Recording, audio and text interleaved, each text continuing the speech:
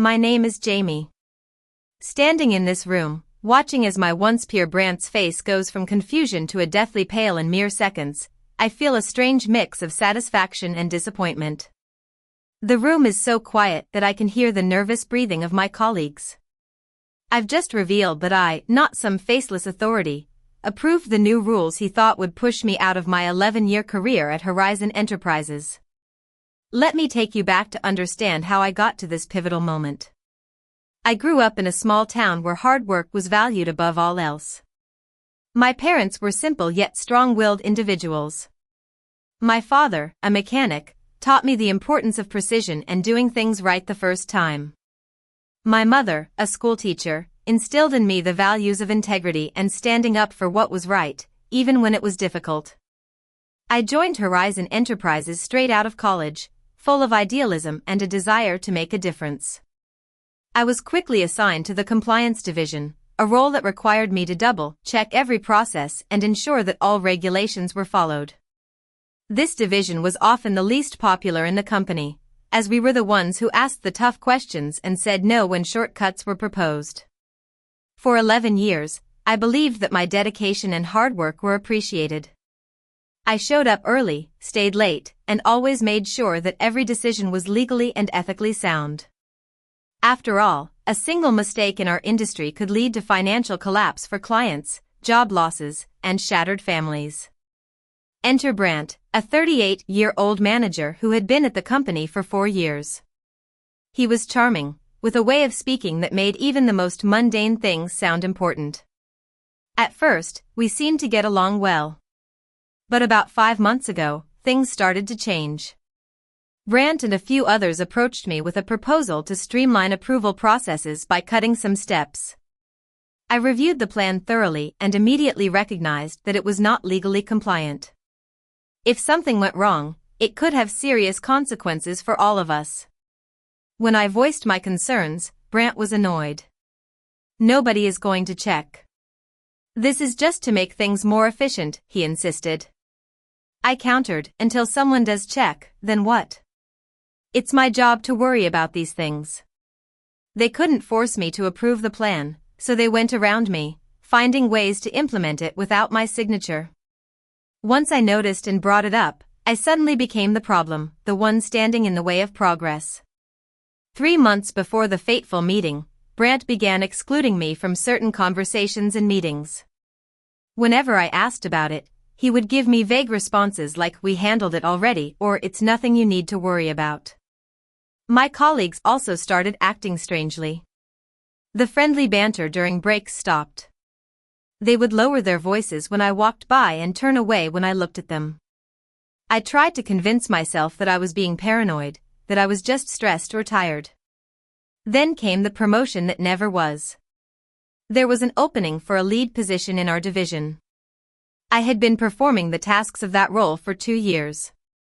I had trained new employees, handled complex situations, and fixed problems that others avoided. Everyone knew I was the most qualified candidate, and I believed so too. But instead, they gave the promotion to a 33-year-old named Ryan. He was a nice guy, but he lacked the experience and in-depth knowledge of the work that I had. When the announcement was made, he couldn't even meet my eyes. I knew he felt bad, because he knew it should have been mine. I confronted Brant professionally, asking what I could do better next time. He leaned back in his chair, looking at me as if I had asked a ridiculous question. "You're good at the work, but you're not a team player," he said. The term team player made my blood boil. I demanded an explanation, and he replied, "You push back too much. You make things difficult. People are trying to get things done, and you're always finding problems." I stared at him in disbelief. "That's my job. I'm supposed to find problems before they become disasters," I said. He shrugged it off, suggesting that there was a way to do my job without slowing everything down. What he really meant was that I should stop questioning their decisions and stop making them uncomfortable. Fast forward to the meeting where everything came to a head. Brant stood in front of the room filled with about 15 colleagues from different departments and announced the new rules. "These new rules will finally get rid of dead weight," he said, looking directly at me. The room fell silent as he listed off the new policies: mandatory additional hours with no extra pay, bi-weekly evaluation reviews instead of the annual ones, and a relocation requirement if the higher-ups deemed it necessary, with only 1 week's notice and no room for negotiation. I felt a sharp pain in my chest, not because I was surprised, but because seeing these rules laid out so blatantly, and hearing his satisfied tone, hurt more than I expected. But here's the thing Brant didn't know. 3 months ago, the owners of Horizon Enterprises were looking for people to serve on a national-level special committee. This committee was responsible for reviewing and approving all major policies for the entire organization, including hiring, firing, transfers, and pay structures. They wanted someone who truly understood how things worked, someone who could read proposals and identify potential problems. They approached me quietly, not wanting any form of grand announcement that might attract unwanted attention. I agreed, signed the paperwork, and continued with my regular job. Only a handful of top-level executives knew about this, and Brant was not one of them. 2 months ago, Brant and his group put together the new rules proposal, thinking it would be rubber-stamped. It ended up on my desk. I read every word, immediately understanding their true intention of getting rid of me. Over the course of 3 days, I rewrote the proposal. I kept the same structure and official language, but I added a specific exception to each rule: does not apply to officers currently serving on the National Policy Committee. That meant only me. I also made sure that the rules could not be changed for at least 2 years, unless there was a legal violation. They never bothered to read the final version, they just celebrated when they saw that it had been approved. Back to the meeting. After Brant finished his speech and asked if there were any questions, the room was silent. I stood up, my voice steadier than I felt. "Brant, can I ask you something?" I said. He looked annoyed, probably expecting me to argue or make a scene. I asked if anyone had actually read who approved the rules. When he tried to brush it off by saying the process was proper, I insisted that he show the signature page. With a look of discomfort, someone in the room clicked to the last page, revealing my signature. I explained that I had approved the proposal because it went through the National Policy Committee, of which I was a member. I then read the exception clause aloud, making sure everyone understood that the rules applied to everyone except officers on the National Policy Committee. Brant's face lost all color, and I could see the realization dawn on him. I told him that the rules would take effect in 2 weeks and could not be changed easily. The next 2 weeks were odd. My colleagues avoided me more than ever, but this time it was out of fear. Brant refused to speak to me. I would see him in the hallway, and he would quickly turn around and go the other way. Once, I saw him waiting for the elevator. When the doors opened and he saw me inside, he just walked away, claiming he had forgotten something and taking the stairs instead. 3 days after the meeting, Ryan came to my workspace. He stood there for a while before finally saying, "I didn't know." I looked up from my work and asked what he didn't know. He explained that he had no idea about the committee or what Brant and his group had been trying to do. I believed him because I knew he was not part of the elaborate scheme. When he apologized for taking the promotion, I told him that it was a decision anyone in his position would have made. He then nervously asked if I was going to come after him because of the new rules. I assured him that he wasn't the one who created the mess. With a sigh of relief, he left. Meanwhile, Brant's group started to feel the pressure of the rules they had created. First to crack was Stella, a 35-year-old operations employee and a single mother of 2. The mandatory additional hours required her to stay at least 3 extra hours 4 days a week. This was impossible for her as her life revolved around picking up her kids from after-school care at 5 p.m. She tried to find alternatives, like coming in earlier or working from home, but the rules didn't allow it. After 2 weeks of exhaustion and falling behind on her work, she quit. Next was Tom, a 40-year-old finance employee. The bi-weekly evaluation reviews exposed his lack of actual work.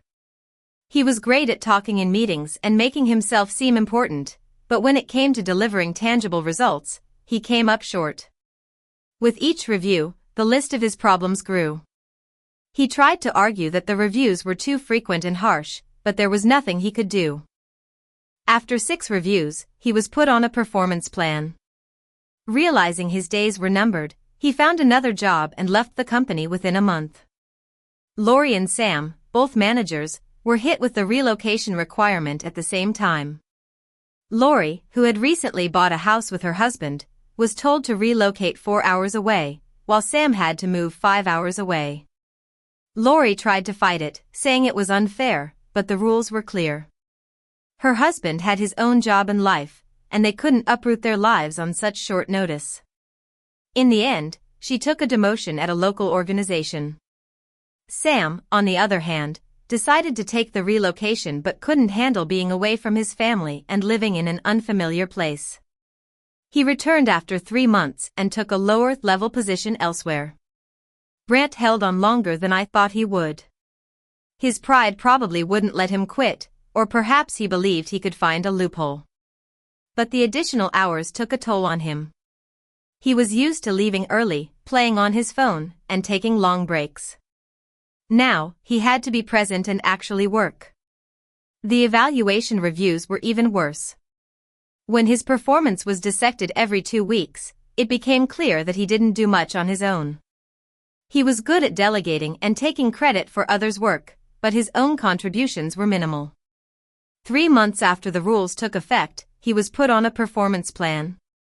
He knew what that meant and quit a week later, taking a job with less authority and pay. After their departure, the company started to change. People began treating me differently, with a mix of caution, respect, and fear. New employees came in, and they only knew bits and pieces of the story. Some heard that I was the one who approved policies, and others were warned not to cross me. Ryan, the one who got my old promotion, started asking me work-related questions again. I helped him not because I liked him, but because the work was more important than my personal feelings. 6 months after the chaos, the owners called me in for a meeting. I was worried that I had overstepped or used my position in an improper way. But they actually wanted to expand my role on the national committee, saying that I had good judgment and knew how to protect the organization without getting caught up in politics. I agreed.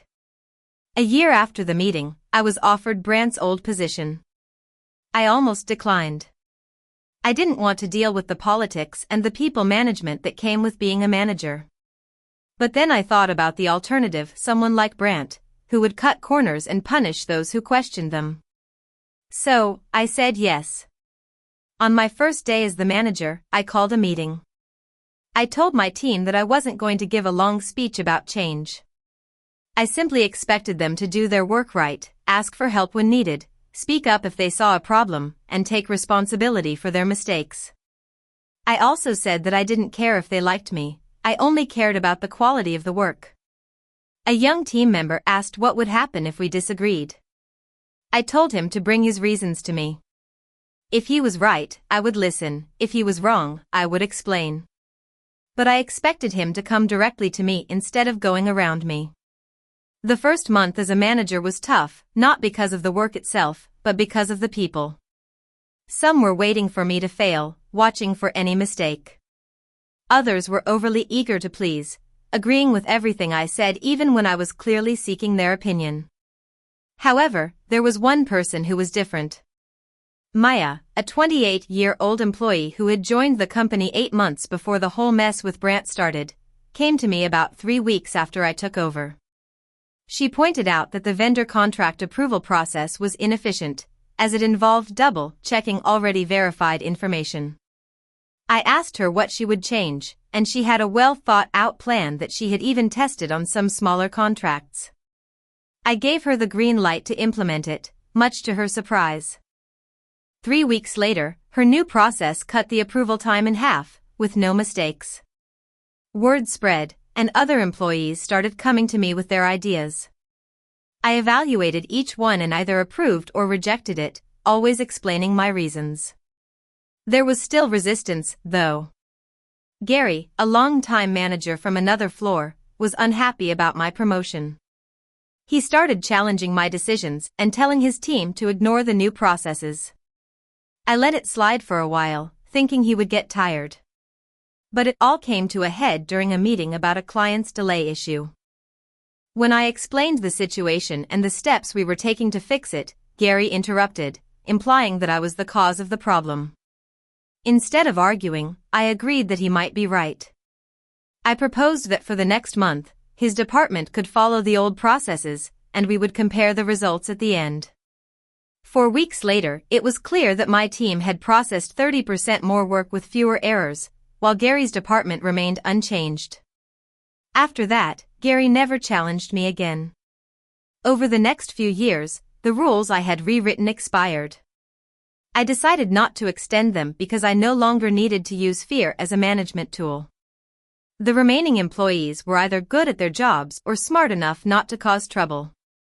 I wanted a team that genuinely cared about doing things right. Around the 3-year mark, the owners offered me a top-level position, overseeing multiple regions and thousands of employees. It was the kind of position that most people would dream of, with more authority, pay, and respect. But I thought about what it would really mean. It would mean more meetings, more politics, and less time actually doing the work. I remembered why I started this job 11 years ago, to ensure that things were done right and that rules were followed, because ignoring them could harm real people. I didn't want to become the kind of person I had been fighting against.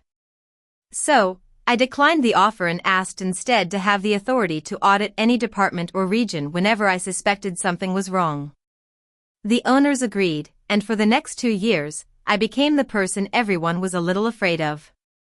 I caught managers falsifying reports, departments ignoring safety requirements, and people taking credit for work they didn't do. Some people hated me for it, but I also saved jobs and prevented potential disasters.